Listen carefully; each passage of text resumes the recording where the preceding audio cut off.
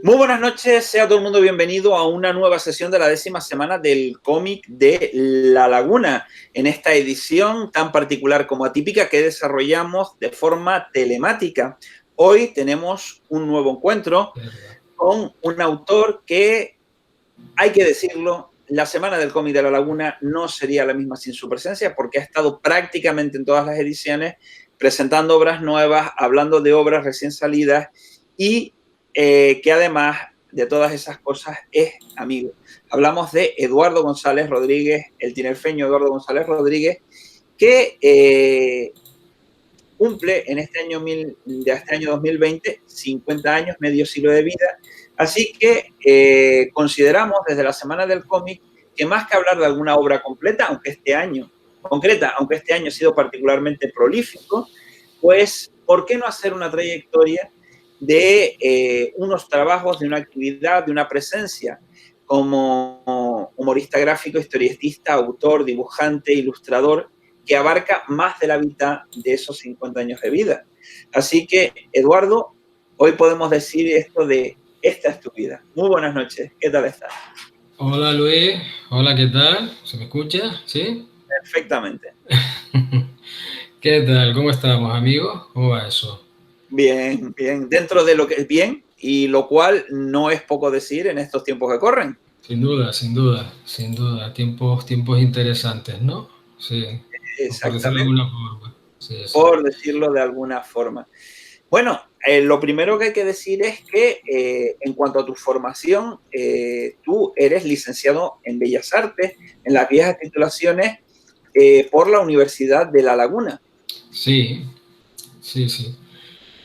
Y también en aquellos tiempos, eso es algo que luego se va a reflejar en algunas de tus obras, la imagen que se tenía del cómic en los estudios clásicos de Bellas Artes, antes de la división en 3 grados como está ahora, que son Bellas Artes, Diseño y Restauración de Patrimonio, no era precisamente positiva. Bueno, perdona, bueno, vamos a ver, te estás refiriendo a la consideración que tenía todo esto, ¿no? Sí, Mira, sí, no tenía una consideración positiva. Vamos a ver, habían profesores a los que les gustaba el tema y había incluso bastante entendidos, ¿no? Había gente que tal. Tampoco puedo decir que es que estuvieran en contra, simplemente era una cosa que tampoco se consideraba demasiado, ¿no? Era un terreno, date cuenta que estamos hablando de finales de los 80, cuando eh, realmente el cómic no tenía ninguna consideración. No, no se puso de moda, se puso de moda mucho más tarde. Eh, bueno, vamos a ver, el cómic a principios de los 80 sí tuvo esa especie de boom moderno y artístico con revistas y todo esto, adultas, entre comillas, con ciertas pretensiones intelectuales y con cosas muy interesantes, pero después ese mundo del cómic adulto español sobre todo se fue al garete, ¿no? Y se hundió y a finales de los 80 el cómic realmente no tenía en sí ningún, ningún prestigio. Y claro, en un ambiente como el de Bellas Artes, bueno, no, ni siquiera se, se nombraba aquello, ¿no? O sea, no había, ¿no? Había, ya te digo, había profesores a los que les gustaba y había otros que lo denostaban, también es verdad, ¿no? Que te hacía mucha gracia porque, pues, en fin, después pasaban cosas y tal. Pero bueno, no, el cómic cuando yo me metí allí, pues que me metí además para aprender a dibujar, yo me metí en Bellas Artes no por inclinaciones directamente artísticas en el sentido de arte de alta cultura, de arte pintura, escultura tal, sino me gustaba, quería aprender un tipo de técnicas para aprender a dibujar, para poder dedicarme a este mundo. Yo y otros que estábamos allí también, me acuerdo de mi amigo Enrique, Nico, compañía, pues queríamos aprovechar todo aquello, pero no era realmente posiblemente el camino más propicio. No quiere decir que no aprendiese, aprendías bastante. Yo me acuerdo asignaturas como anatomía, con don Rafael, o de los propios compañeros, Enrique de Nico, que aprendías infinitamente, aprendías muchísimo. y fue una experiencia enriquecedora, lo pasabas mal y lo pasabas bien. Pero bueno. Bueno, hay que decir que en cualquier momento se pueden plantear preguntas a Eduardo y ya hay una palabra pedida por parte de Lucas. Lucas, por favor, puedes poner la pregunta en el chat o puedes conectar micro y cámara si así lo deseas. Adelante.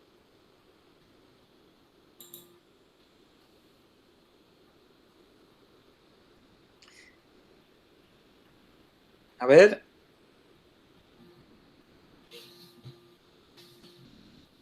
A lo mejor es una falsa alarma.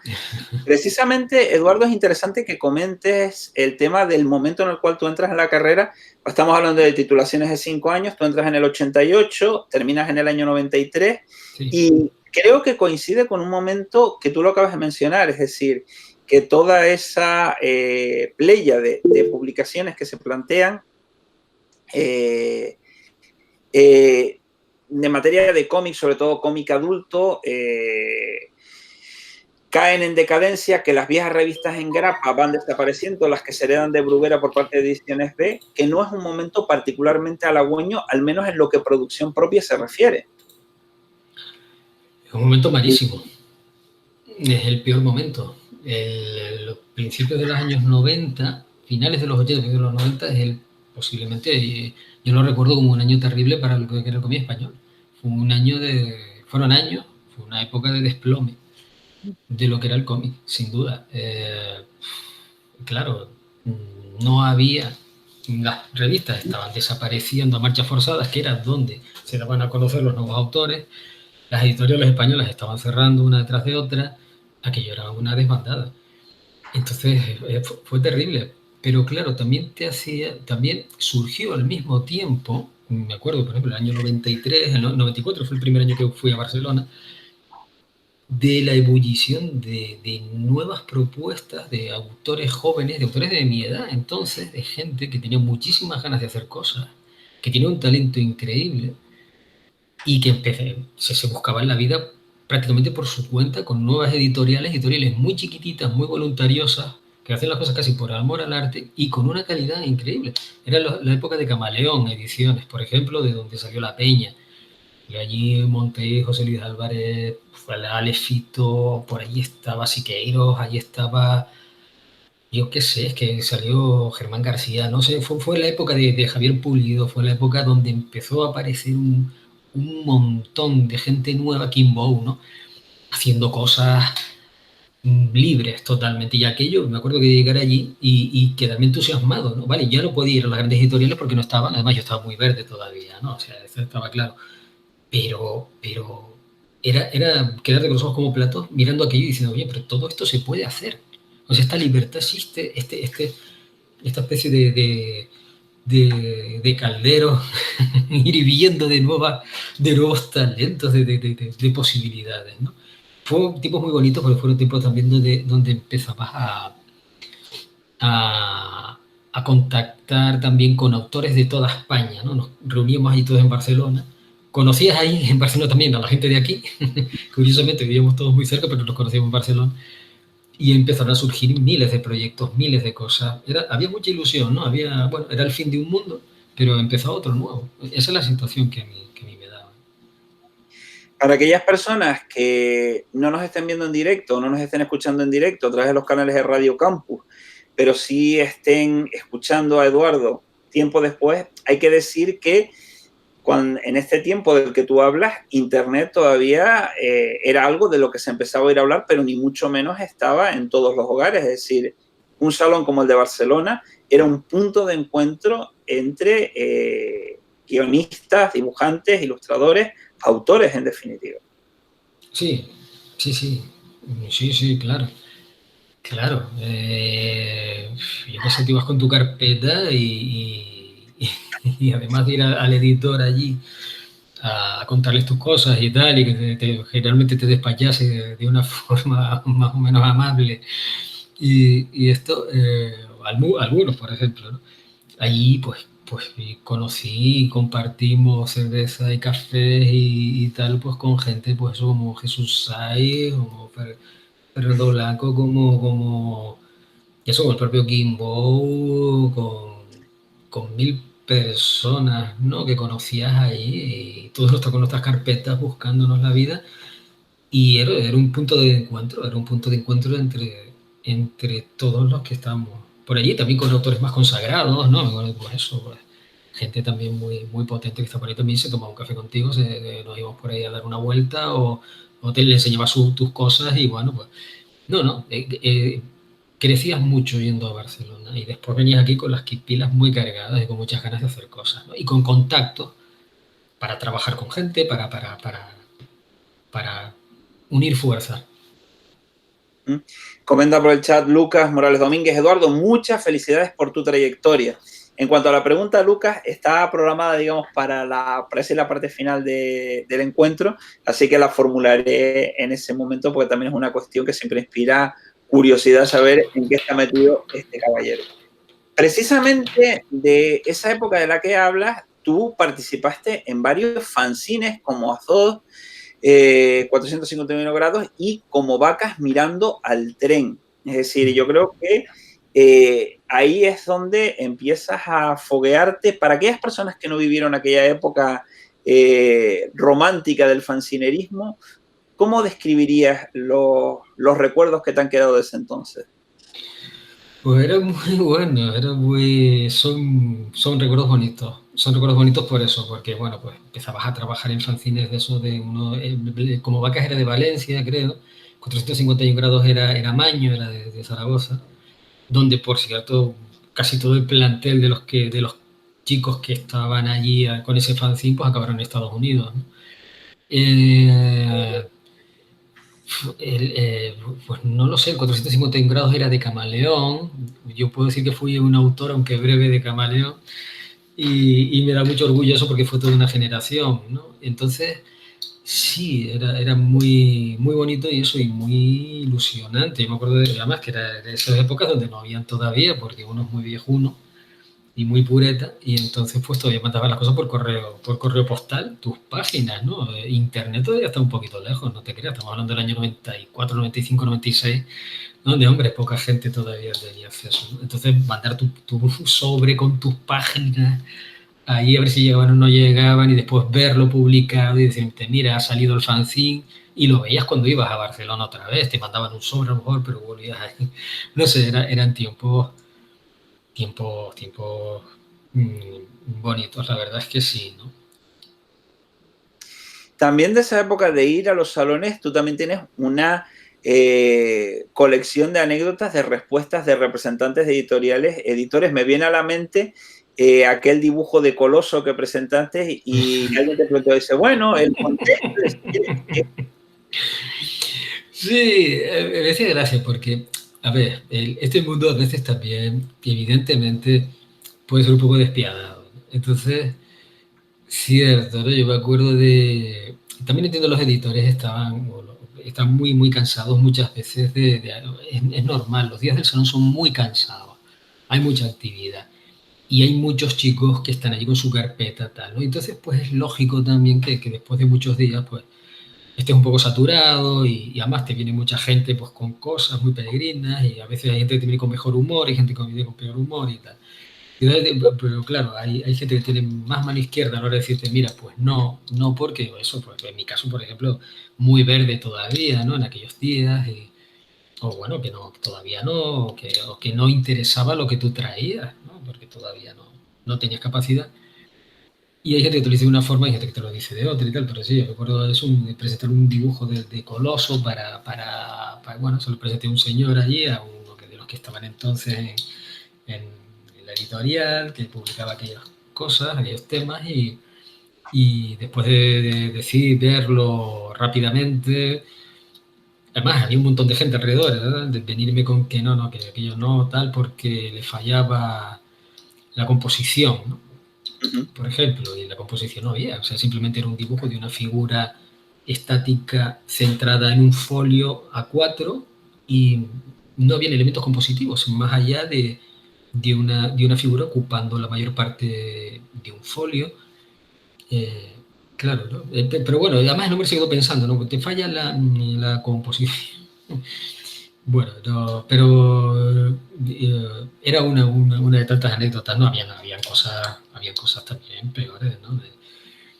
Y bueno, y también había gente que llegaba y pues era muy amable, ¿no? Y era muy simpática y que aun viendo esa cara de cansancio gastaban su tiempo contigo y te daban consejos útiles y te decían, oye, mira, pues prueba con esto, prueba con lo otro, no lo dejes, sigue trabajando, manda cosas, no sé, había un poco de todo. Son días, ya te digo, son días donde te encuentras pues, cosas que un poco descorazonadoras y cosas que te elevan mucho la moral, había un poquito de todo. En ese contexto, pocos años después, hay un momento que yo creo que es crucial a muchos aspectos, que es el otoño de 1999, cuando sale a los kioscos de las islas La Opinión de Tenerife.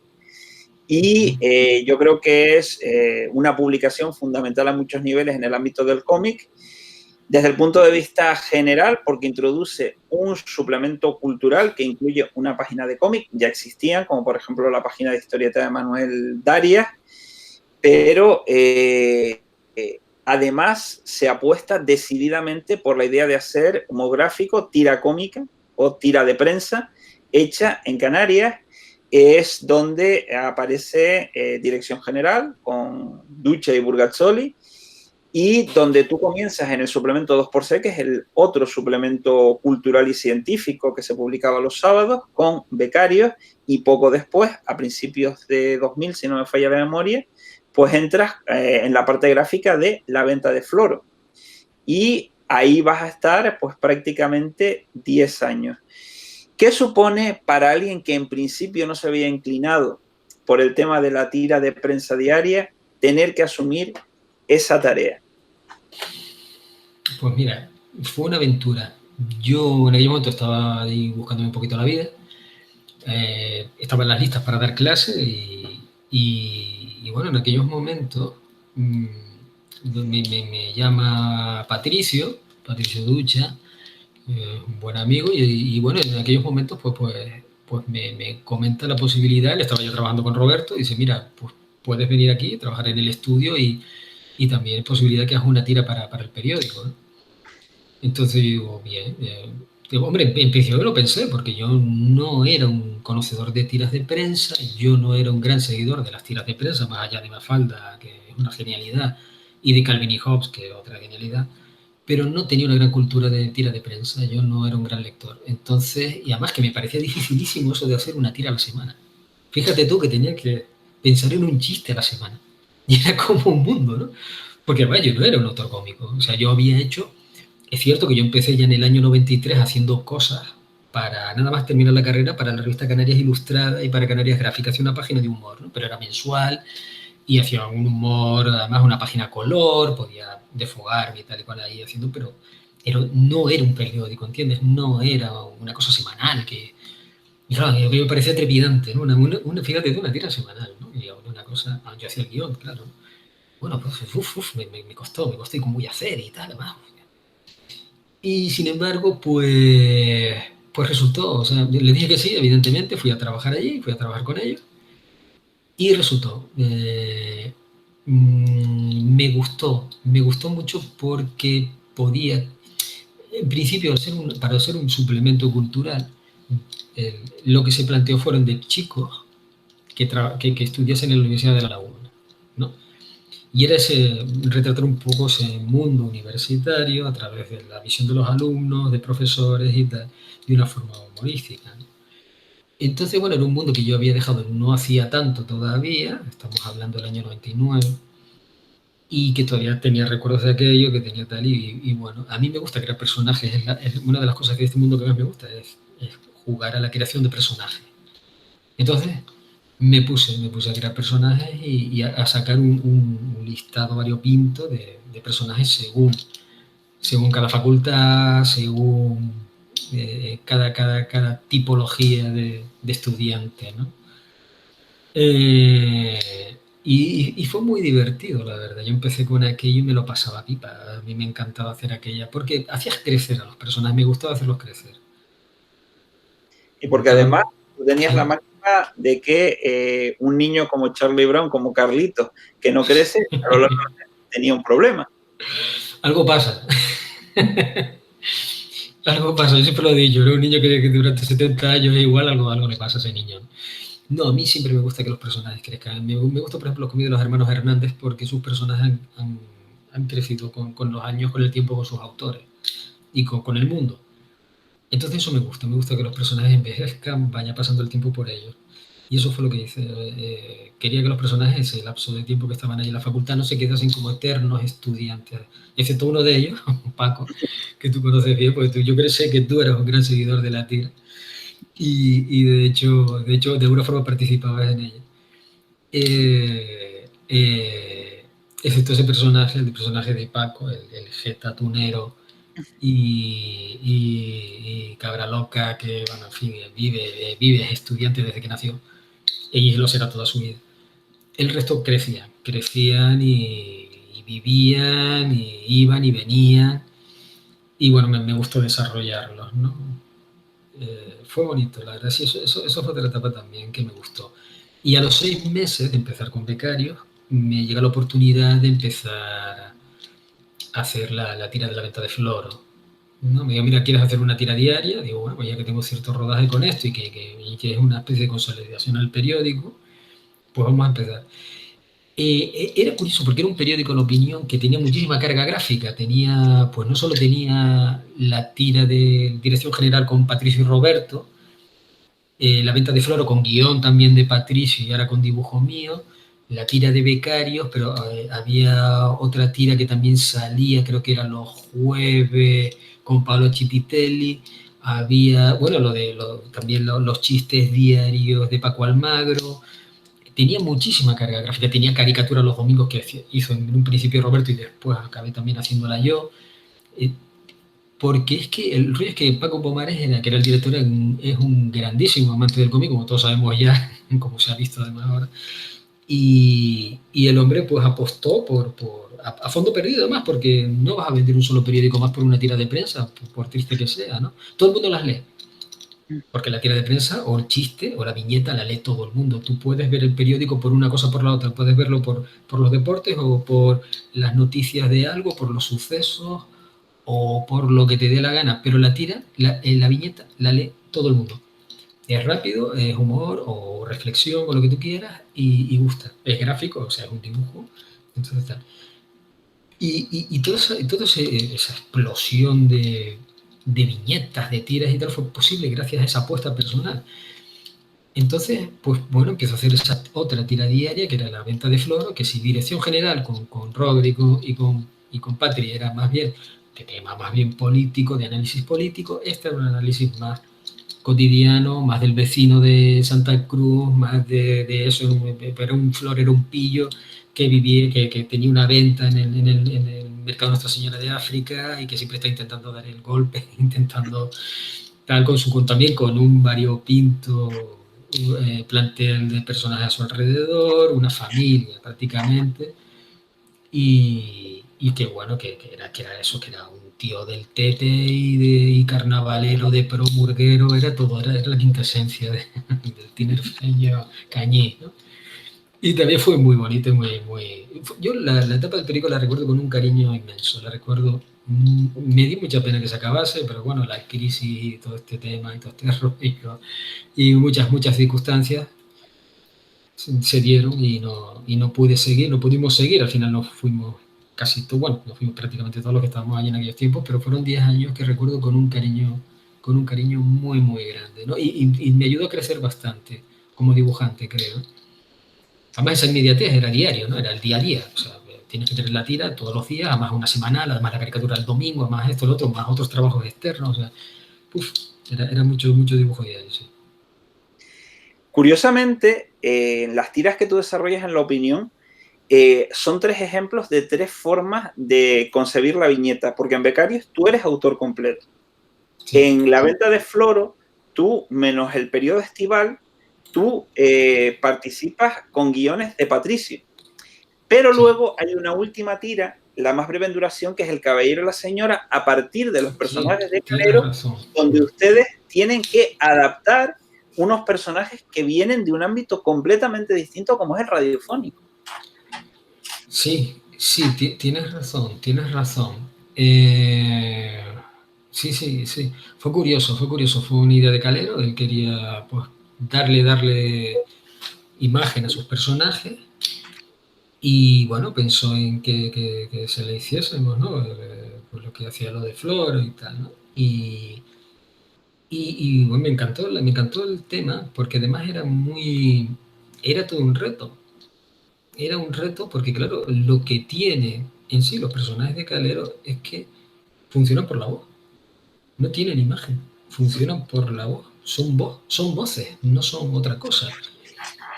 Y claro, nosotros lo que nosotros hacemos, lo que no tiene sonido, no tiene voz, tiene todo lo demás, pero no tiene la voz. Por lo tanto, le dimos imagen a algo que no tenía imagen, que funcionaba sin imagen, y con texto leído, que no es tal.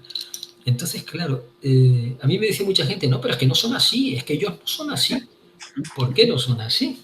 Es que yo me los imagino de otra forma, ya claro, todos nos los imaginamos de otra forma. Pasa con todos estos personajes que son meramente sonoros, ¿no? Tú les pones la cara. Y yo les puse la cara que yo les vi, ¿no? Me dijo Calero que la señora era ahí clavada a su tía no sé qué, y le hizo mucha ilusión, por ejemplo, ¿no? Entonces, eso fue traducir un lenguaje humorístico puramente sonoro a un gag visual, lo cual es curioso. Yo no sé si funciona o no funciona, pero bueno, lo hicimos. Y no sé, era otra cosa. Era otro señora y otro caballero. No, pero bueno, bien, los modismos de Calero y todas estas cosas. Pero curiosamente es la situación inversa a la que planteaba Kino con las primeras animaciones de Mafalda, que claro, Mafalda y el mundo de Mafalda y los personajes tenían voz por primera vez y todo el mundo había imaginado una voz muy concreta que no coincidía con la que se le había puesto en el doblaje. Claro, claro, claro. ¿Por qué le pones que exactamente es así, no? Y que vos le han puesto, pues eso no. Porque tú tienes su voz en tu cabeza, ¿no? Tú le has puesto la voz, es tu voz. Entonces, evidentemente nadie va a poder ponérsela. No es posible ponerle tu voz. Es así. Es un problema insoluble. No hay forma. Otro de los aspectos que me gusta contrastar de la venta de Floro y de Becarios por extensión es que en Becarios hay mucho de tu experiencia porque hay personajes que estudian Bellas Artes y muchas de esas vivencias sé que corresponden con vivencias tuyas, con colegas, pues con Juana, con Quique Sichós y demás. Sí. Pero en tanto que Floro está más apegado a la realidad, basado en la cuestión de la temporalidad, es decir, la temporada de fútbol, los carnavales. Sin embargo, en ambos casos tú te las arreglas gráficamente para que también los personajes de la venta de Floro crezcan. La hija de Floro va creciendo a lo largo de los años, poco a poco, lentamente, pero sin embargo, Becario, tú incluso la cierras justo en ese momento de crisis, casi ya cuando comentas que ya no te queda mucho más material para seguir, estamos a punto de asistir al cambio al Espacio Europeo de Educación Superior, lo que se llamó Bolonia, y consecuentemente ya las experiencias iban a ser sensiblemente diversas. Sí, claro, claro. Ya, es que pasa que, claro, son también 10 años de becario, casi 9 años y algo. Y los personajes han crecido. Y además he querido que es eso. Pasa, también dice, también llevamos Patriosa Filosofía, la venta de Floro también un poquito, ¿no? Pero en Becarios pasaba eso. Ya, primero yo cada vez estaba ya más lejos del mundo del estudiante. Ya los chicos que yo veía por la calle ya no eran los que yo recordaba cuando yo estudiaba o pocos años después. Ya tenía poco material de referencia para ser creíble, ya haciendo tiras sobre chicos que están... Después eso, han ido creciendo los personajes pues ya han acabado de forma natural, la mayoría ya han terminado la carrera. Menos Paco, claro que seguirá siempre. Pero la mayoría pues han terminado, unos lo han dejado, una chica pues ya se había quedado embarazada, otros se habían casado, el otro tal. Entonces pues había que irlo dejando y yo creo que ya era un buen momento. Me hubiera gustado a lo mejor tener un poco más de tiempo, porque claro, ya que acabó con el adiós del periódico, ¿no? Que nos dieron el adiós, pero me hubiese gustado desarrollar un poquito más ese final, ¿no? ir terminar esa evolución de una forma más tranquila, con algunas tiras más. Lo hice más o menos rápido, pero bueno, tampoco me quejo, estuvo bien así ya. Sin embargo, a Paco, que es el único que no termina la carrera, es el único que tú planteas que es verdaderamente feliz. Al resto, eres un poco como Saturno devorando a sus hijos, porque no les da un final ni particularmente grato ni particularmente halagüeño, pero incluso en las mejores circunstancias, siempre dejándoles como la puerta a un cierto grado de frustración.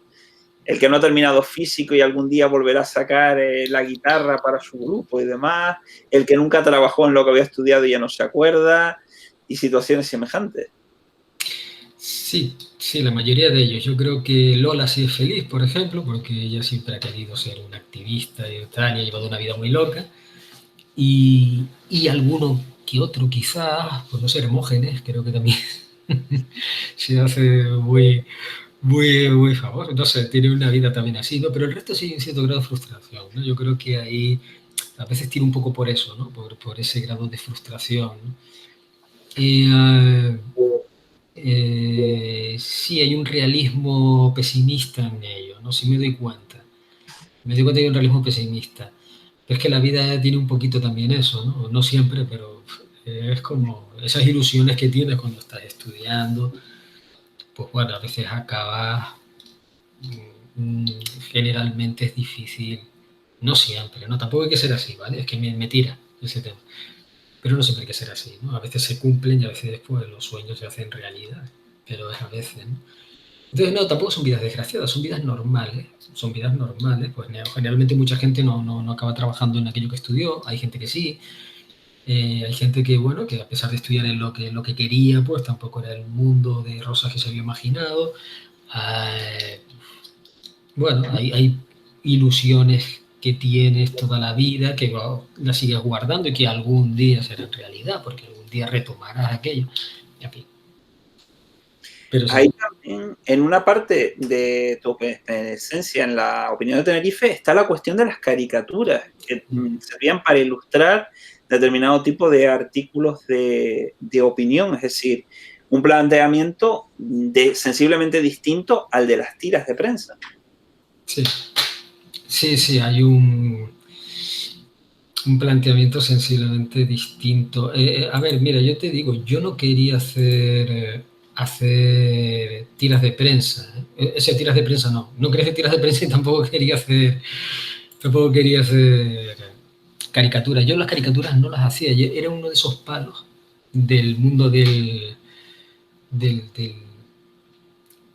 del, del dibujo que yo no hacía. Yo nunca hacía caricaturas, ni de pequeño. No sé, no tenía esa afición por la caricatura. Había hecho alguna, pero no era lo mío. Y bueno, me quitaron la tontería fácilmente, porque una vez me cayó un encargo para el periódico del carnaval del Ayuntamiento de Santa Cruz, hace muchos años también, estábamos en el año 2000, creo que fue. Y me encargaron, era un encargo que estaba bastante bien, pero que consistía en hacer las caricaturas de la reina, de las candidatas a reina infantil de ese año. Eran 26. O sea, en un fin de semana tuve que hacer 26 caricaturas. De niña, que ni siquiera tienen los rasgos marcados, que no sabes qué hacer de caricatura. Además tienes a los padres detrás que posiblemente te maten si has hecho a su niña un poquito más fea, aunque a lo mejor la niña es un poco fea. Entonces, pues, aquello era un poco tremendo. Porque, claro, yo me acuerdo que las hice, las hice las 26 caricaturas, en eso, en un periodo de tiempo muy cortito, eran a lápiz, además, eran muy trabajadas. Y cuando terminé, lo mandé, lo entregué para que lo escaneasen y todo el tema y bla, bla, bla. Y llegué a mi casa, me llamó un amigo mío, me llamó Ángel, que tú conoces, Angelito. Uh-huh. Y le colgué, tal, iba por el pasillo y me caí. O sea, me dio un fatuto, yo no sé qué fue. Pero caí, perdí el conocimiento, ¿no? O sea, fue la única vez en mi vida, ¿no? Porque fue una presión muy grande. Pero a partir de ahí, bueno, pues te puedes imaginar, ya todo el camino ya estaba andado. Ya empecé a hacer caricaturas, bueno, ya me empezaron a caer más caricaturas, de periódico Carnaval. Empezó a gustarme, es un tema que empezó a gustarme bastante, me gustaba el análisis de la cara, me gustaba esa especie de, de, de, de visión, pero ya de la psique de la persona también, en la medida en la que puede, porque claro, muchas veces no lo conoces, entonces, pero me gustaba esa forma de, de, de, de dibujo. Esa nueva forma que había descubierto de dibujo me parecía maravillosa, ¿no?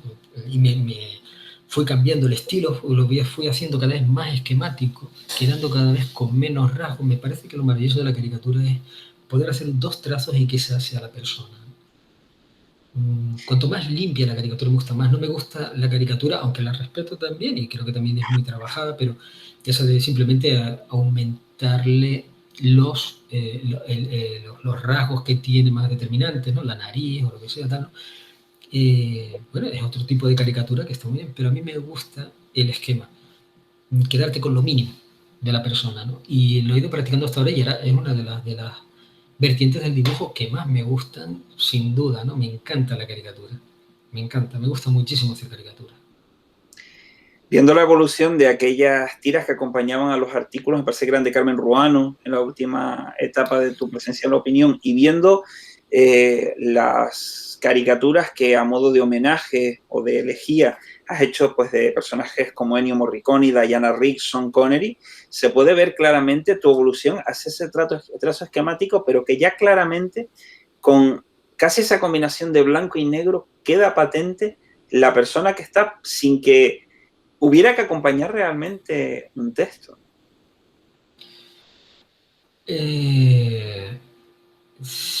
Sí, sí. Bueno, las caricaturas del periódico fueron primero con Alfonso González Heredia, después con Carmen Ruano. Y ahí empecé también a foguearme, eran a lápiz también, muy trabajada. Pero sí, después va evolucionando hacia esa forma más esquemática y más tal. Y la cosa es que hable por sí misma, ¿no? Que la caricatura hable por sí misma. Que el personaje se pueda ver lo más fidedignamente representado, simplemente con esas manchas de negro y esos trazos, o con esas pequeñas manchas de color también que a veces se le puede dar, ¿no?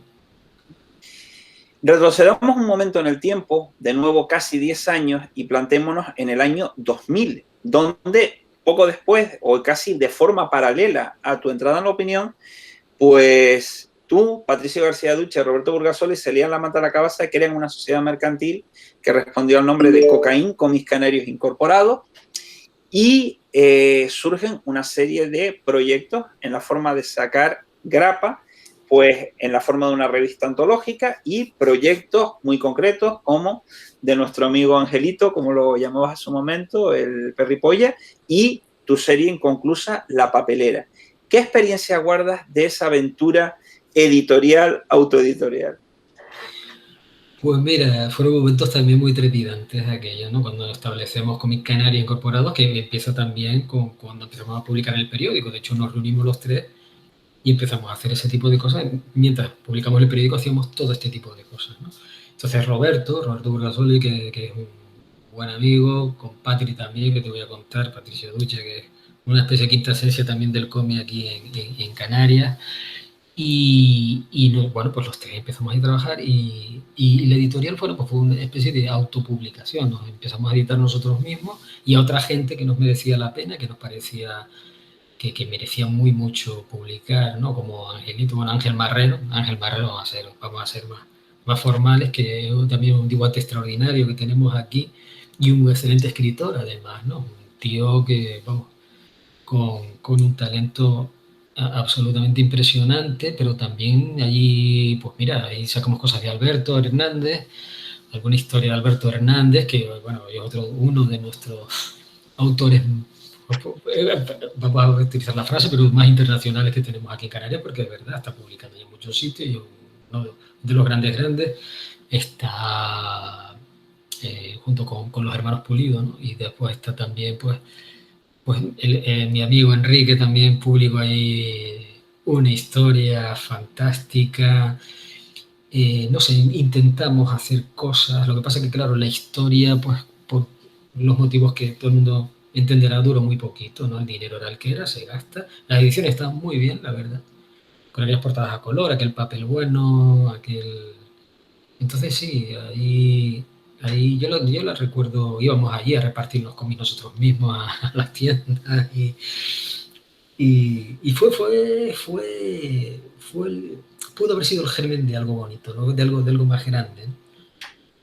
Pero bueno, lo recuerdo con cariño, todavía tengo ahí todos esos cómics y los guardo con bastante cariño, ¿no? Yo hice la papelera, sí, que era una historia de 8 álbumes, que mucha gente, como el amigo Jonai, todavía me viene preguntando por él cuando la terminaré, pero eran 8 episodios y se quedaron en 2, porque no se pudo más, ¿no? La historia está escrita del todo, ¿eh? Y creo que había un par de capítulos más hechos, pero bueno, se quedarán ahí, ¿eh? No creo que salgan jamás. Se va a hacer la pregunta, Eduardo sabe, yo siempre le gasto la broma en todas las semanas el cómic de La Laguna de cuándo vas a terminar la papelera.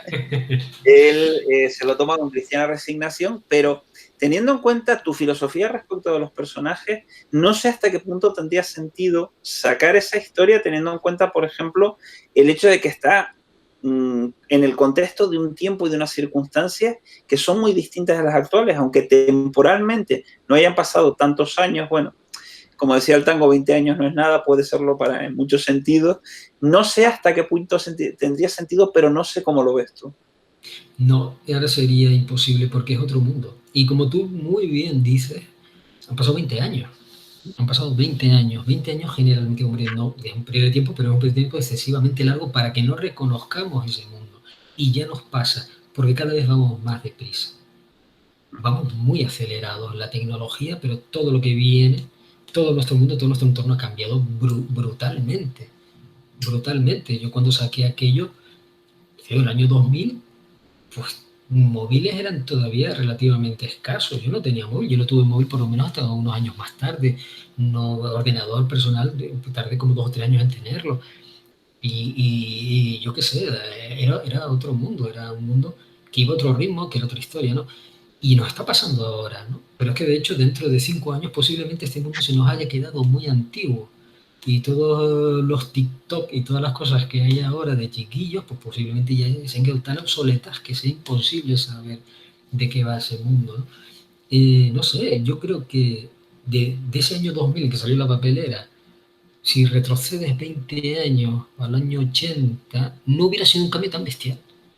Creo que era un mundo bastante más reconocible. Era un mundo todavía de cabina telefónica y de no sé, pues yo qué sé, de televisión, como medio multitudinario, no había internet, el mundo informático no existía, por lo tanto el mundo analógico seguía siendo como había sido siempre, pero ha habido un cambio tan bestial en estos últimos 20 años que no, la papelera seguir reconocida. Yo ahora mismo no podría hacerlo, por muchas otras cuestiones además, por cuestiones también de tema y por cuestiones de enfoque. Aquí era como bueno, pues yo era mucho más pibe, pues yo qué sé, era otra historia, ¿no? Entonces ahora mismo no haría algo así, ¿no? Aunque bueno, tenía sus cosas, tenía su tratamiento de personaje que tanto me gusta, pero no, ya no. Ya yo a Jonay le seguiré diciendo siempre que sí, que lo haré un día. Pero, por ejemplo, a mí me viene a la mente, la escena del grupo de frikis que están en la librería especializada viendo el preview, el catálogo de los cómics. Bueno, el preview. Era una novedad y que marcaba un poco el desfase que podía existir de años incluso entre la edición estadounidense y la edición española. Y ahora ese desfase prácticamente es inexistente. Hablamos de una diferencia de 1 o 2 meses, estamos al tanto a través de Internet. Entonces, por ejemplo, es una de esas imágenes que se han quedado más obsoletas desde mi punto de vista, pero precisamente por lo que tú planteas del tema de la inmediatez, es decir, cómo explicarle a una generación que vive el aquí y ahora y las décimas de segundo que supone una búsqueda en Google, por ejemplo, pues el tema del correo postal, de los pedidos a la península, de llegará, no llegará y cuándo llegará y en qué estado llegará. El hecho de que toda la información fuera analógica. Claro. Yo me acuerdo que en el estudio, pues Patri pedía el preview, lo tenía allí como una forma de enterarse de lo que estaban haciendo en los Estados Unidos, ¿no? Le llegaba el catálogo y tal, y lo miramos por allí, a ver, por curiosidad, ¿qué se está haciendo ahora en Estados Unidos? ¿Qué se está haciendo ahora? El catálogo te llegaba con tiempo de retraso, evidentemente, ¿no? Que ni te enterabas de las series que iban a salir en Estados Unidos y de lo que se estaba haciendo. Era como una cosa, ¿ves? El previo, para quien no lo sepa, era un catálogo sobre cómic norteamericano donde te venían todas las novedades que iban a salir ese mes. No, era un tocho, era una especie de guía telefónica porque imagínate todas las editoriales, no me acuerdo qué editoriales eran, pero eran muchísimas y con sus portadas, sus dibujos, sus presentaciones, ¿no? Y era, bueno, aquello era una fiesta cada vez que llegaba porque veías allí un montón de cosas. Claro, hoy tienes internet, o sea, es que eso es absolutamente... ¿Cómo te le dices a los chicos? No, nosotros esperamos a que llegara ella para enterarte. Es que suena muy viejo, ¿no? Todo esto, de verdad. Sí. Estoy horrorizado. No sé, es todo muy, muy, muy malo esto. Es como cuando a Jonai, un día paseando con su hijo cuando era pequeño, pues se encontraron con una cinta de cassette rota y el niño le preguntó, papi, ¿esto qué es? Entonces, claro, y ahí te das cuenta de cómo ha cambiado el mundo. Te sientas en el suelo y lloras, claro. Bueno, después, digamos, de la opinión de Tenerife, publicas, por ejemplo, en el número Dando la Alternativa de 2 veces breve, que es el número final de esta revista antológica. ¿Cómo es tu experiencia, digamos, a la hora de participar en el que sabes que ha de ser el último número de una publicación que hasta cierto punto tuvo cierto predicamento en el ámbito editorial del país? Mira, el 2 veces breve fue pues de la mano de Kimbo. Kimbo me dice, mira, que tengo un guión para ti, que es un guión que me gustaría que ilustrases tú. Una historia cortita, eran 4 páginas, y es para el 2 veces breve. ¿Qué te parece? Yo encantadísimo de la vida, por supuesto. Primero porque King es un tío encantador, tú lo conoces y es una maravilla de persona. Yo lo conocí a través de nuestro amigo Juan, que era y es muy amigo de él, y es una persona de estas de lujo, vamos, increíble, ¿no? Y tuvo ese detalle conmigo, ¿no? Me quiere dibujar y se lo dibujé encantado de la vida y salió allí en el 2 veces breve. Sí, además yo creo que fue el último número. Y claro, lo recuerdo con mucho cariño, ¿no? Fue una historia a color, además, que no es algo que yo suela hacer demasiado, ¿no? Y entonces, bien. Y a continuación, pues está tu publicación en Dolmen, Dentro de la Noche, que es una antología de historias definidas por ese periodo del día y que todas tienen un planteamiento cuando menos inquietante. Me recordaban aquellos telefilmes como Desenlace Inesperado o la serie de La Dimensión Desconocida, aunque aquí solamente la hemos visto por referencia, un poco de cuentos asombrosos, pero que tiene el denominador común de ese hilo conductor y en donde planteas historias de todo tipo, pero que tienen la virtud de dejar al lector con un poco de mal cuerpo. Sí, a mí eso es algo que me gusta mucho. Yo lo reconozco, dejar con mal cuerpo me gusta. No, a ver, el tema es que fue eso, empecé a hacerlo en el año 2006, me acuerdo. Yo estaba muy saturado por muchas cosas, estaba en una época medio rara y además todo lo que estaba haciendo era trabajo para el periódico, bien trabajo publicitario, bien trabajo de ilustración y tal, y tenía ganas de hacer cómic, no que las tiras cómicas evidentemente no sean cómics, son cómics y de hecho son la base del cómic, pero tenía muchísimas ganas de hacer cómic página, ¿no? De hacer página, hacía tiempo que no hacía. Entonces me planteé hacer alguna historia corta con ese ambiente inquietante que a mí me gusta, y salió una de ellas, la primera de todas, la primera que aparece en el álbum, Dentro de la Noche. Entonces, bueno, me gustó y al tiempo, fue unos meses más tarde, hice otra más, siguiendo exactamente el mismo esquema de la primera, el mismo diseño de página. Y me siguió gustando. Entonces, bueno, pues se me van ocurriendo alguna que otra más.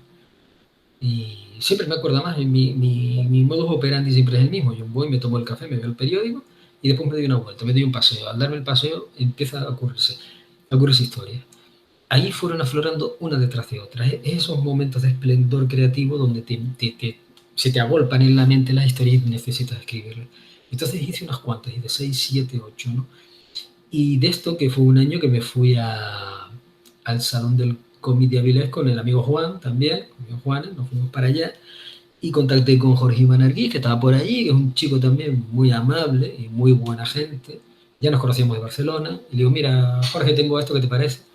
el teologeo, así por encima, me acuerdo, mientras estaba allí en el stand, y dice, bueno, me gusta, ¿y por qué no hacemos algo con esto? ¿Por qué no publicamos? Y me quedé a cuadros, ¿no? Porque después de tantos años yendo a Barcelona con mi carpeta y haber conseguido pues las cosas que consigue, pues aquello así tan natural y tan, no sé, me pareció que había truco, ¿no?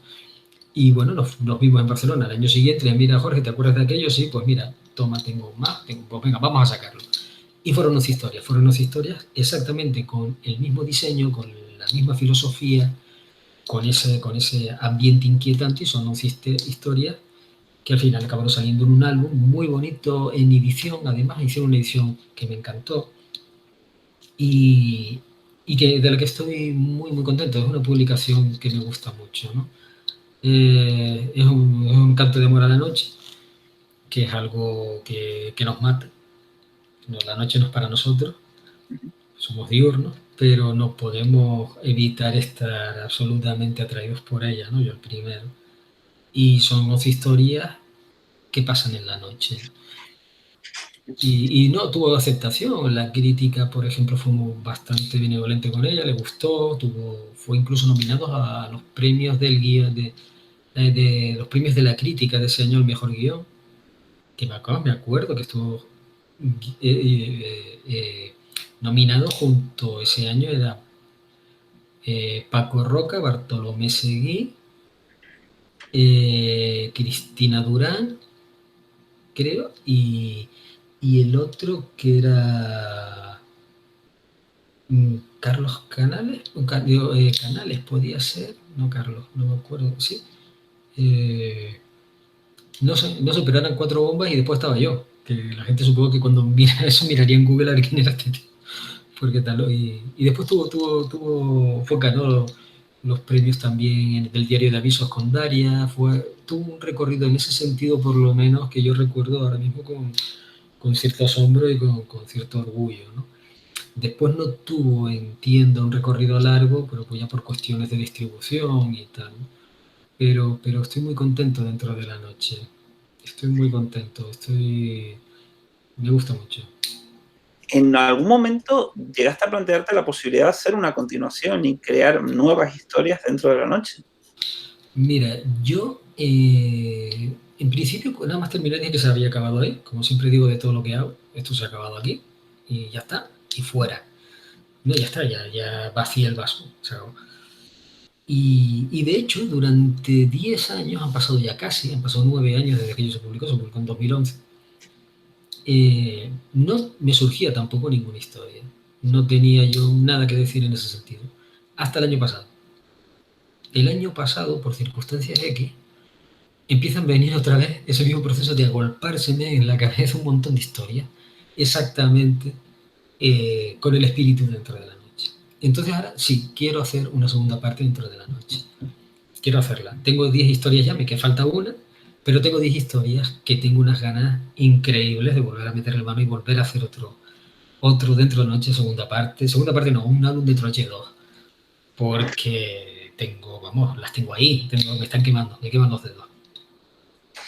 Y poco después te embarcas en otro encargo, en este caso, digamos, de la mano de una administración pública, que es una colección que lleva por título genérico Guanches y que en principio tenía como premisa contar desde un punto de vista gráfico historias relacionadas con la conformación de las Islas Canarias, es decir, desde las 7 sociedades, o mejor dicho, no sé si de las Islas Canarias, sino más bien centradas en Tenerife, creo que principalmente, y contar, digamos, lo que es la conformación de Canarias como concepto que enlaza con la conquista por parte de la Corona de Castilla.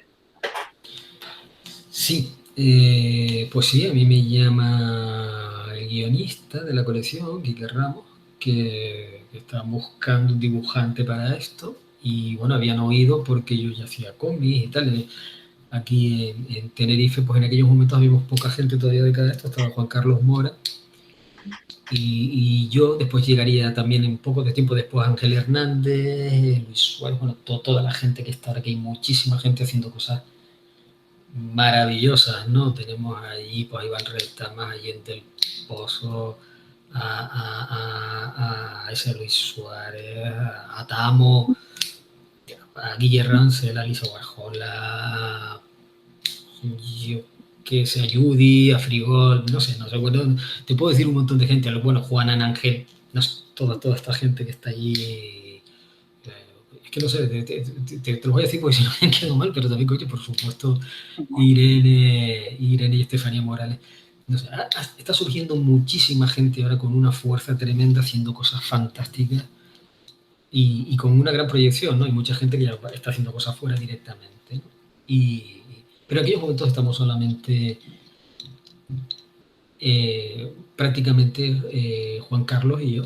Juan Carlos que hizo la gran obra, por cierto, en aquellos momentos estaba haciendo la gran obra de Guanches, que es el Joaquín Canarias, que es su colección, sus historias de Guanches, ¿no?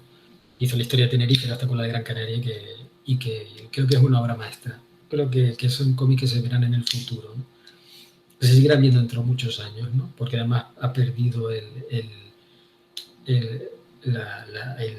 el complejo este de hablar de las cosas de aquí desde un punto de vista de la aventura. Y a mí me cae, pues eso, hacer. Yo, la de Candelaria, ¿no?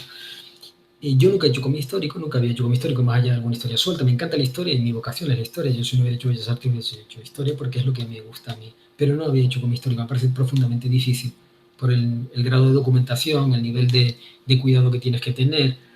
Entonces yo nunca lo había hecho. Entonces, y además, también la base también era hacerlo en color, era hacerlo para un público grande, con un tipo de dibujo que no es el que yo suelo utilizar. Yo tengo un dibujo más personal, aquello, bueno, pues había que sacrificar en aras, había que sacrificar un poquito, sin dejar de ser tú, pero en aras a llegar a un mayor público, evidentemente, ¿no? Si estamos haciendo algo que está pasando para un público grande, pues tienes que cambiar un poco tu tipo de dibujo. También es bueno eso porque te obliga a ejercitar otras formas de dibujo que no son la tuya, a salir de tu zona de confort.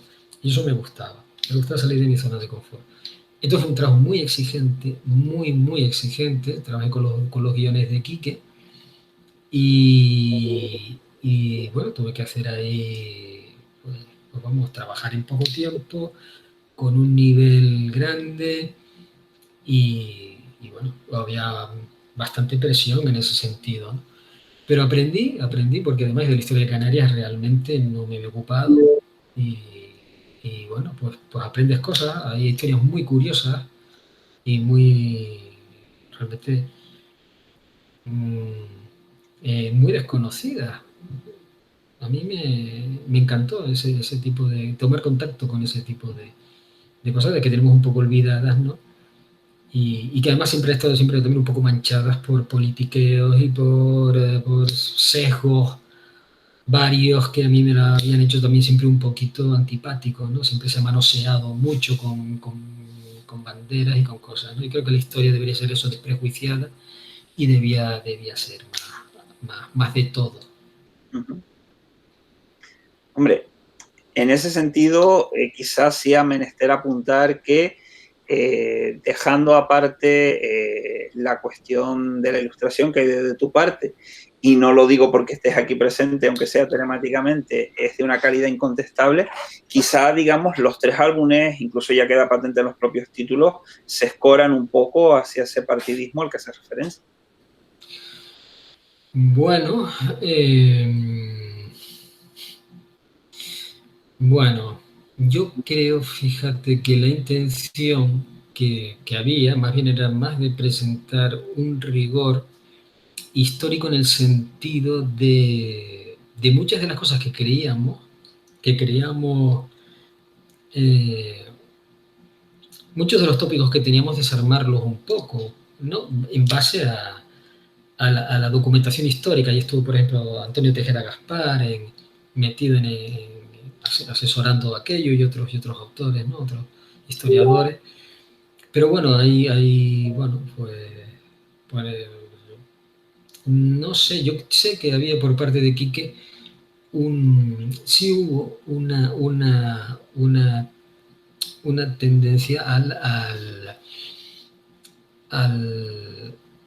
a un cierto equilibrio por ahí, ¿no? Que podía tener sus propias creencias personales, pero había un cierto tendencia al equilibrio y hablamos mucho de ese tema, ¿no? De no presentar esto una historia de indios y vaqueros y de buenos y malos y de tal, ¿no? Y eso era algo en lo que yo tenía un especial interés y yo creo que aquí también hizo un esfuerzo de honestidad por su parte, ¿no? Seguimos ahora un poco más y te embarcas en otra pequeña aventura con otro de los sospechosos habituales de la divulgación del TVO en Tenerife, que es Santi Suárez, con el que sacas dos cómics relativamente recientes. Uno es Autobiopsia, la que podríamos llamar 1.0, que se presentó hace unos años en la Semana del Cómic, y otra mucho más reciente, que es Solución Pilates. En Autobiopsia vuelves a ampliar el tema del blanco y negro desde un punto de vista más personal. Son historias tuyas que van saltando desde la niñez, la juventud, la adultez, aquí en Tenerife, en Barcelona, y que de nuevo tienen la virtud de, a través de las imágenes y el relato, remover al lector por dentro, es decir, sufrir contigo cuando es el relato, por ejemplo, del teleférico, o emocionarse contigo cuando tienes la conversación con tu padre, o enfadarse contigo cuando no te dejan entrar en aquella fiesta de fin de año, o inquietarse contigo cuando descubres en un recóndito, callejón de Barcelona, ese portal que tú has dibujado previamente. Sí, es una historia curiosa la de Autobiopsia, porque a mí cuando Santi Suárez, que también es un amigo, también, como tú dices, otro de los factores del cómic aquí en Tenerife, pues me lo dice, me lo comenta, mira, tengo ganas de editar cómic, yo tengo ganas de editar, todavía no de escribir, pero sí tengo ganas de editar, tengo ganas de hacer cosas aquí, ¿no? Y entonces él me contacta, hablamos o nos vemos y él me dice, mira, quiero hacer un recopilatorio de historias cortas tuyas para sacarlas en un álbumcito, 2 o 3 historias, un álbumcito de 24 páginas, hacemos así y tal, y yo digo, bueno, pues cojo cosas de esas que he ido publicando en fanzines de la península, como estábamos hablando hace un ratito, ¿no? Esos fanzines que he hecho ahí en los 90 y tal, y los cojo, los rebozo un poquito y los ponemos y tal. Pero según iba pasando el tiempo y se acercaba la fecha de publicación, la historia cada vez me iba gustando menos. Porque no quería hacer eso. Yo no quería hacer un cajón desastre con 3 historias y sacarlas ahí al tuntum. ¿Para qué? Sin tener que ver unas con otras. Entonces lo que yo le propuse, mira Santi, no voy a hacer esto, quiero hacer algo con más cuerpo, quiero hacer historias cortas, sí, pero que tengan una hilación entre ellas y que tengan un sentido y que vamos a darle una cosa un poco curiosa. Y claro, no teníamos tiempo para hacer historias, yo no tenía tiempo para pensar en historias cortas, ¿no? Te estaba diciendo que dentro de la noche me costó 10 años, pero te voy a pensar en historias cortas. Entonces, lo que pensé es, bueno, todos tenemos historias. Realmente todos tenemos historias que son nuestra propia biografía, todos tenemos pequeñas historias, ¿no? Cositas que podemos contar de una forma sin muchas pretensiones, pero hilvanar unas cuantas y tú eres el hilo conductor de que estás buscando, ¿no? El cuerpo del cómic. En ese sentido, pues lo pensé y le digo, mira, Santi, voy a hacer esto, voy a hacer unas cuantas historias cortas, me echó las manos a la cabeza, pero muchacho, ahora sí. Las hice en tiempo récord, hice 10 historias cortas basadas en pequeñas anécdotas de mi vida, pequeñas cosas. Pero lo que pensé, lo que tú me estás comentando, era que, claro, cosas que no sean ombliguistas, porque a mí los ombligos son todos iguales realmente y tampoco me interesan demasiado. No sé que haya gente que tenga filias extrañas y tal, pero a mí generalmente todos tenemos nuestro pequeño mundo interior que es muy interesante para nosotros y para nadie más. Entonces, pensé en historias que pudieran ser reconocibles por todo el mundo y que pudieran participar todo el mundo y que le hubieran pasado más o menos cosas similares a todo el mundo y pudiese verse en ellas. Y ahí viene Autobiopsia, ¿no? Entonces yo creo que esa empatía que la gente puede tener con la historia es eso, porque se pueden reconocer en ella. Yo lo que pensé en ella, mi filosofía es que la gente se entretuviese leyendo el TVO, no que mirase mi vida o mi rollo, que no tiene gran interés, sino que se entretuviesen con historias, que a fin de cuentas lo que hacemos es contar historias para que la gente se entretenga. Y eso fue lo que hice. Pues en Autobiopsia hay una continuación, Autobiopsia 2.0, pero que se edita por parte de Ediciones Idea dentro de su sello Los Archivos de la Fundación, que está vinculado a la Fundación Cine y Cómic, la actual gestora del Salón Internacional del Cómic de Santa Cruz de Tenerife.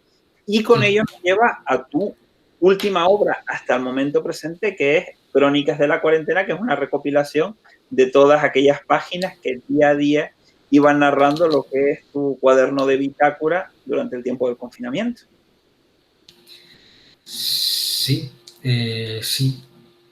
Yo, bueno, hice...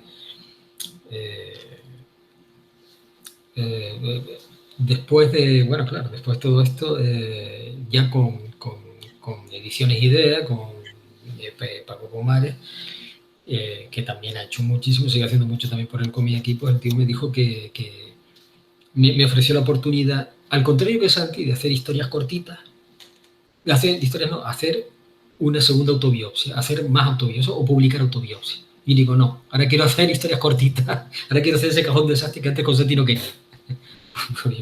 por putear.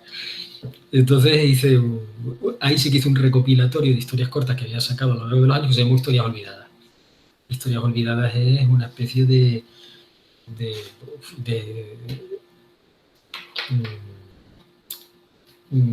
lección de esas historias que he hecho desde el año 90 y poco hasta hace muy poquito publicadas en internet, ¿no?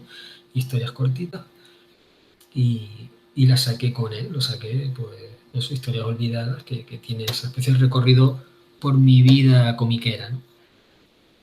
Y un año más tarde dice, bueno, ahora sí vamos a hacer esa autobiopsia, vamos a volver a sacar autobiopsia, también con idea, pero ampliada. Vamos a hacer algunas historias más que se quedaron fuera con lo de Santi. Y bueno, sí, hice 20 páginas más y salió esa ampliación de autobiopsia, ya con 50 páginas y también con más densidad, con más cuerpo y con alguna otra historia curiosa, ¿no? Entonces, sí, en todo esto, en el interín salió Solución Pilates también con Santi, que es una historia también muy personal de él y que fue también un reto muy curioso de dibujar, porque yo no en la vida hubiera dibujado algo así, sobre la historia del fundador del Pilates y una historia también personal de Santi y tal, ¿no? Con Joaquín, por ahí y tal. Entonces, pues sí, una cosa a la otra, fogueándome, hasta que llega este año ya la cuarentena y caemos en las crónicas de la cuarentena. Que en fin, que las crónicas de la cuarentena, si quieres te cuento un poquito cómo es la génesis de eso, ¿no? Sí, por favor. Bueno, lo conté ayer, mismo salía, puse en mi Facebook un vídeo que me grabó Lucas, otro buen amigo, y Silvia con la fundación. Sacaron un vídeo sobre el génesis de las crónicas de la cuarentena. Bueno, yo en Facebook, cuando empieza toda esta locura absoluta de la cuarentena de este año 2020, que ha sido, bueno, lo que todos estamos viendo, yo empiezo a hacer un pequeño meme, un pequeño chiste diario en Facebook. Estamos todos confinados en casa y bueno, pues yo qué sé, pues voy a hacer el chiste de qué igual es la vida del dibujante.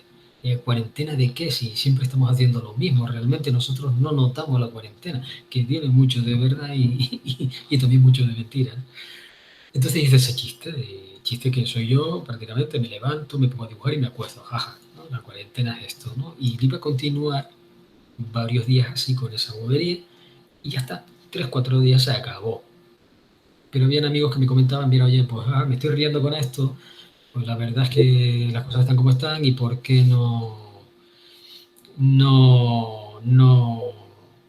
continúas, ¿no? No continúas haciéndolo, por qué no sigues y tal.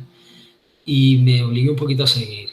Pues bueno, pues vamos a hacer ya una serie con esto, vamos todos los días a publicar mi pequeño diario de la cuarentena y continué hasta que de esas 3 primeras páginas resultaron 51, hasta la primera fase, ¿no? Que no nos acordamos ya que vivimos en fase, pero hubo una época donde todos nosotros vivimos en fase. Entonces hasta ahí continué sacando de donde no había, porque como dije, que todos los días eran prácticamente el mismo día. Pasan muy poquitas cosas. Y entonces hacer una historia distinta cada día sin inventarte tampoco demasiadas cosas, ¿no? Sino siendo un poquito fiel a las cosas que estaban pasando y que estaban sucediendo y cuál era tu día a día, era un reto, ¿no? Era muy divertido de hacer, pero también me ocupaba mucho tiempo. Yo ya al final ya tenía ganas ya de terminar, que terminase la cuarentena y terminar también con aquello. Me divertí. Y ahí pues participó mucha gente, participó, bueno, Jen estuvo allí con su sándwich de jamón y queso, y a Ingrid que le mangaba el pan, Alicia y Alfa Venetia y a Dani, ¿no? Que estaban también contestándome a las 3 de la mañana, porque yo estas cosas las ponía a las 3 de la mañana pensando que no la veía nadie. Había gente que te contestaba sobre eso, como Ali, ¿no? Alfa Venetia que estaba por allí, o Omar, Eugenio, todos los amigos de Facebook, generalmente todos los que estuviste por allí aportaron, ¿no?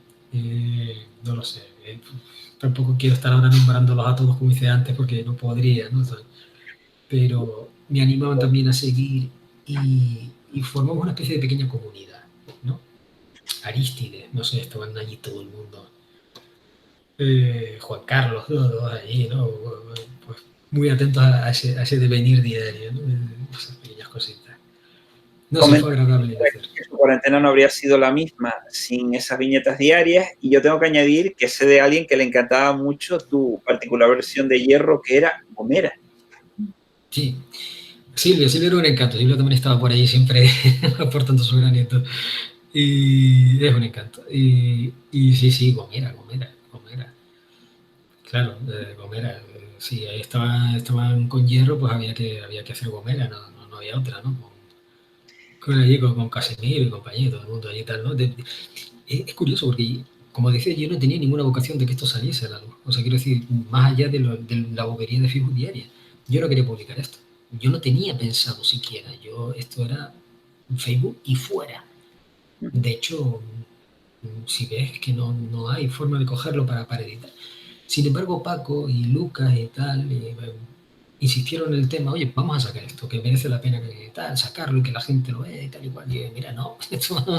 Y otra mucha gente, amigos también que me lo decían, no, tío, y oye, estoy esperando que salga esto en papel, esto no va a salir en papel. Sí, salió en papel.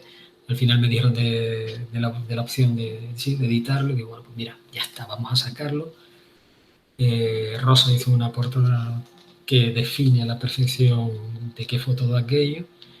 Y bueno, pues en fin, pues se hizo un álbumcito que quedó muy cuco y que el interés que tiene, yo creo, y es lo que digo siempre, no es tanto ahora, que sí, que la gente solo puede leer, aunque yo creo que tienen pocas ganas de leer sobre esto que estamos intentando dejar atrás, ¿no?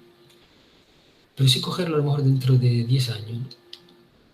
Que espero que esto todo haya terminado, ¿no? Supongo que ya habrá terminado, y como olvidamos con mucha facilidad, porque es un mecanismo de defensa básico, volver a cogerlo dentro de 10 años y ver qué estaba pasando.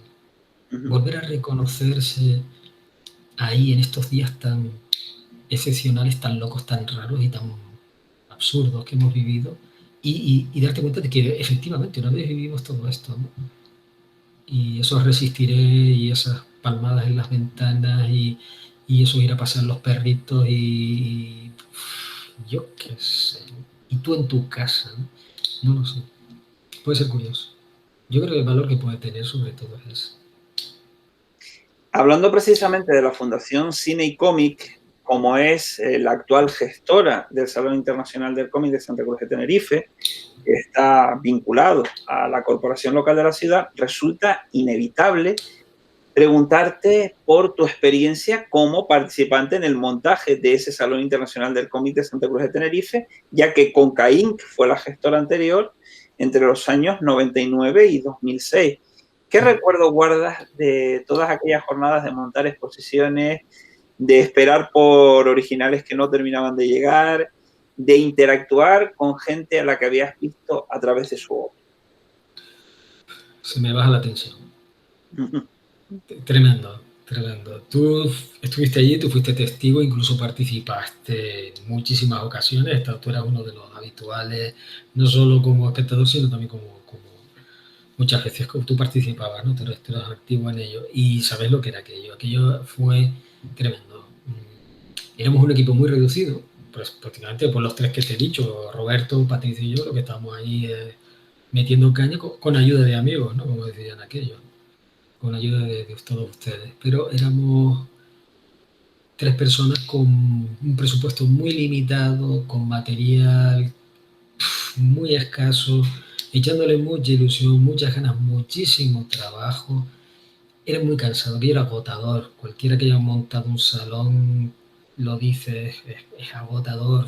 Eran días de un trabajo inacabable y de estrés y trabajo físico, trabajo intelectual, era todo, ¿no? Y nos poníamos al 100% de curro, de nervios, de todo.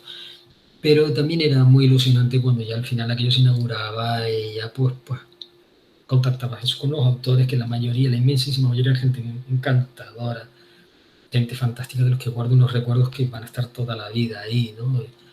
Cuando podías estar y podías interactuar con personas a las que admirabas de siempre y estabas con ellos y te ibas a tomarte una arepa con ellos y yo qué sé, y les veías hablar de tú a tú y con esa intimidad de su obra, de su vida, de todo. Y ver a la gente disfrutar del salón, ver a los chiquillos sentarse allí en aquellos cojines a leer los cómics que les poníamos y ver las exposiciones. Son momentos mágicos, ¿no? Son momentos mágicos. Entonces, sí, aquellos 6 años que estuvimos con el salón, pues fueron cansados, pero fueron muy especiales. Fueron muy, muy especiales. Después muy dignamente y ya para lo grande lo han continuado pues Paco y Lucas aquí con el salón del cómic ya no grande, ya bien, ya de una forma que le hace la competencia a las grandes a nivel nacional. Una cosa maravillosa lo que están haciendo y por supuesto, muy especialmente la Semana del Cómic de la Laguna, ¿no? que es la que ahora la más longeva, así en plan sin interrupciones y la que ha guardado ese espíritu del amor al cómic, ¿no? Durante tantos años, durante ya 10 años, ¿no? Y de la que siempre me ha encantado participar, ¿no? Que también es como también esa cita obligada para todos lo que nos gusta el cómic aquí, ¿no? Entonces sí, siempre nos movemos en este ámbito de los salones, ¿no? Siempre estamos aquí, tú y yo, todos nosotros, nos encontramos en los salones y bueno, pues vivimos de uno a otro. Precisamente recuerdo el montaje del Salón de 2005, que tú estabas haciendo una viñeta cómica para la agenda de Tenerife, que ha sido otra de tus cabeceras, donde hacías otra distinta que se puede encontrar en tu bitácora, Tirón de Ojeras. Sí. Que me acuerdo que era Conan contra los Enanos de la Palma, la batalla lustral, aquel era un año de bajada, y lo comento para enlazarlo con lo que sería la última pregunta de este encuentro, sin perjuicio de lo que Silvia quiera formular también, que es que recuerdo que 3 años después una selección de esas viñetas se publicó en otra forma, en la forma de exposición, en una exposición sobre un monográfico que hubo en Santa Cruz de Tenerife en el año 2008, y esa viñeta quedó fuera, si no me falla la memoria, porque se consideró que podía alguien sentirse ofendido. Desde tu punto de vista como humorista gráfico, ¿cómo estás viviendo lo que se llama la cultura de la cancelación y el tema de eso, del llamamiento a que ciertas cosas sean retiradas y borradas, bien de los libros de historia, bien de las estanterías de las bibliotecas, bien de los museos de arte, porque alguien puede sentirse ofendido? Las filmotecas también, de todo. Creo que es una involución clara, ¿no? Me parece terrible. Es una censura sobrevenida que nos vuelve una especie de infancia ridícula, nos vuelve a dar la consideración de bebés, que no podemos enfrentarnos a otras formas de entender el mundo, otras opiniones, es el fin de una visión de la vida con criterio propio, es, es el- sí, es terminar con con el debate intelectual, ¿no? O sea, bueno, si algo no me gusta directamente tiene que ser eliminado.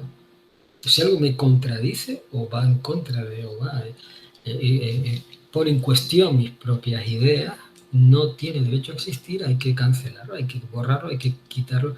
Yo creo que tiene que haber un lugar para el debate siempre, ¿no? Que yo no comprendo, tenemos que hablar, ¿no? Tenemos que razonar.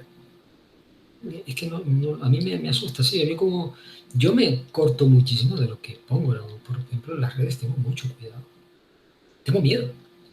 Tengo miedo, pero es que no hay ley que directamente me esté impidiendo hacerlo, o no hay una cohesión que esté sobre papel, sino simplemente me da miedo la ofensa de los demás. Porque hay gente que le puede sentir molesta por lo que sea. Es el famoso chiste aquel del pues no y te bajas del coche. Es que no sé Sí, qué decir. Es que sí, a lo mejor, metafóricamente, cuando hagas una afirmación que resulte incómoda para tu interlocutor, te acaben tirando piedras. pues sí, pero ¿por qué?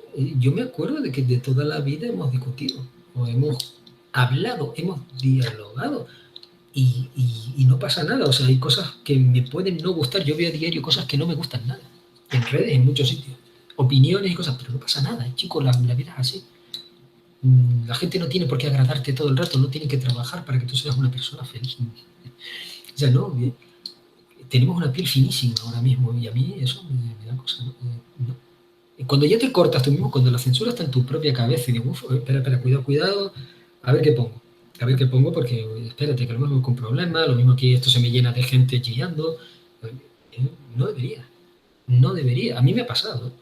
Me ha pasado de poner algo absolutamente inocente y que se te salte gente muy enfadada. Y tú decir, ¿cómo ha pasado esto? Si lo que he puesto es una cosa... Es inevitable también, siempre hay gente que se va a molestar, ¿no? Entonces, pero darle carta de naturaleza a todo esto y verlo como la senda a seguir, incluso socialmente, es una cosa que me llega a preocupar, ¿eh? Espero que no, y espero que no porque es lo que nos hace crecer intelectualmente, ¿no? Por plantear una pregunta más positiva, ¿cuáles son tus proyectos inmediatos? Me alegro que me hagas esa pregunta, porque no puedo hablar de casi ninguno. Lo tengo fatal. Vamos a ver, tengo un montón de proyectos ahora mismo. Tengo un montón de proyectos que me ilusionan un montón. Tengo proyectos que me encantan mucho. Tengo como 7 proyectos ahí en bandeja y estoy trabajando en ellos, no a la vez, por supuesto, porque no tengo esa capacidad y no sé, no soy yo soy un Jack Kirby o estos, ¿no? Que va, yo soy un pobre tal que hago lo que puedo con lo poco que puedo. Entonces tengo 6 proyectos ahí en bandeja y muy variados. Tengo un par de encarguitos muy ilusionantes porque me apetece mucho hacerlos a color los dos y bueno, son adaptaciones, es lo único que puedo decir. Bueno, unos es una adaptación y otros un guión original. No puedo hablar de ellos, no me dejan, ya te digo. Estos dibujantes parece que eres de la CIA o de la NASA o algo por el estilo, pero chicos, es que son cómics, pero no se puede hablar. Y después tengo un par con con 2 guionistas, los 2 amigos. Uno de ellos es sobre la historia de sus abuelos, que es una historia fantástica porque se sale de los tópicos sobre sus 2 abuelos. Y tengo muchas ganas también de hincarle el diente ya porque merece la pena. Además voy a hacer un tipo de dibujo distinto y, y me apetece, una historia así autobiográfica que me apetece hacer. Tengo otro con una queridísima amiga que, que nos ilusiona mucho a los dos hacer ese proyecto, porque es sobre su mundo laboral, que es un mundo muy especial y que merece mucho la pena darse a conocer, porque yo creo que son historias que le van a llegar mucho a la gente. Y como los dos contactamos muchísimo y tenemos una química muy especial. Yo creo que va a salir un cómic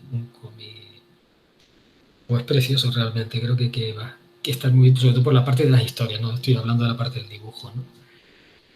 Y tengo pues esos dos proyectos personales míos, que en la historia de la noche, dentro de la noche, esa segunda parte, que también tengo muchas ganas, y Guidia, que es un proyecto que ya tiene un tiempo, tiene unos añitos, pero que es muy complejo, son muchas páginas, van a ser como unas 200 páginas, y es un reto, y dar un paso más allá de lo que suelo hacer.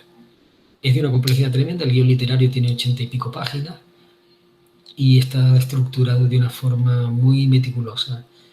Y tengo ya más de 80 páginas hechas, pero va a costar sacarlo adelante porque, claro, hay tantas cosas por medio que... Pero está ahí, es uno de esos proyectos que algún día, si tengo vida, lo acabaré, lo terminaré y diré, vale, ya está hecho, ¿no? He ido poniendo cosas de él por ahí, a veces alguna paginita y tal, y bueno, pues no, es para no olvidarlo, saber que está ahí y que sigo en ello. Y esas son las cosas que estoy haciendo ahora mismo. Que no es poco más, otros trabajos también, claro, para llenar la despensa y pagar la factura, evidentemente. Bien, pues Silvia, ¿quieres plantearle alguna pregunta Dime a algo, Eduardo? Silvia.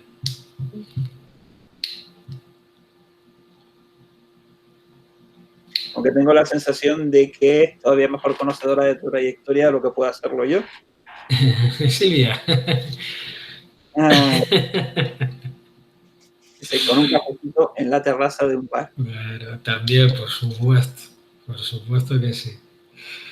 Pero bueno, podías Pues, adelantar algo ahora también. pues yo Pero creo bueno, que en un cafecito, con un cafecito. Dale. con esa idea, con esa imagen positiva de que volvamos a encontrarnos en vivo y en directo algún día, de que los eventos que han sido telemáticos vuelvan a ser al menos parcialmente presenciales, aunque tengo la sensación de que ciertas cosas han venido para quedarse, pues cerramos este encuentro contigo, Eduardo. Muchísimas gracias por haber asistido a la cita una vez más en la Semana del Cómic de la Laguna. Pues muchísimas gracias a ti, Luis, y encantadísimo, como todos los años, de participar en esta semana que tanto trabajas y que ya te digo que es como ese referente también que tenemos todos, ¿no? Ahora tenemos ya también tenemos en Santa Cruz, pero en La Laguna ha mantenido el pabellón bien alto cuando no había nada más, ¿no? Entonces, es de agradecer. Bueno, hombre, yo tengo la teoría de que cuanto más mejor, pues está Siempre. el salón ha vuelto, que no tenía que haberse ido, eso Ya. también hay que decirlo. Está la semana y también está la SummerCon, es decir, el hecho de que se hayan multiplicado los eventos. Ciertamente. La SummerCon también está ahí, perdón por el lapsus, pero claro, ahí tenemos también a Tito y a gente también, Robert también ha estado, no sé, ha habido mucha gente también ahí trabajando y dándolo, ¿no? Y todo suma, como tú muy bien dices, todo suma y ya que no somos tampoco demasiados, pues da gusto saber que seguimos todos ahí en pie de guerra y peleando, ¿no? Bueno, pues con esto termina esta actividad de la 10ª semana del cómic de La Laguna. Todavía nos quedan unas cuantas cosas hasta el 8 de diciembre y recordemos que esta es una actividad que se organiza desde el Aula Cultural Radio Campus de la Universidad de La Laguna con Hacer para el Desarrollo, la Asociación Cultural de Relaciones Internacionales y el apoyo de la librería León. Hasta luego.